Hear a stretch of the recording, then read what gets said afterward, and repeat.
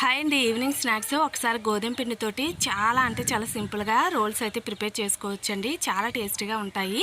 గోధుమ పిండిలోకి కొంచెం వాముని ఇలా వేసుకొని తగినంత సాల్ట్ని కొంచెం ఆయిల్ వేసుకొని చపాతీ ముద్దలాగా కలిపేసి 5 నిమిషాలు పక్కన పెట్టుకోండి. లోపు కర్రీ ప్రిపేర్ చేసుకుంటున్నాను. పోపులు, పచ్చిమిర్చి, కొద్దిగా అల్లము, జీలకర్ర, అలాగే ఉల్లిపాయలని వేగించుకొని ఉడికించుకున్న బంగాళాదుంపల్ని మెత్తగా చేసుకొని వేసుకోండి.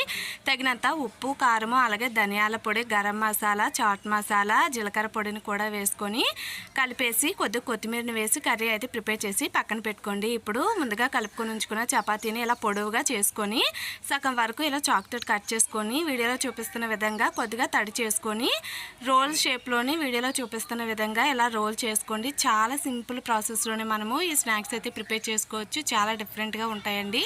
ఒకసారి ఇలా ట్రై చేయండి. ఇలా అన్నీ ప్రిపేర్ చేసుకొని వేగించుకోవడమేనండి.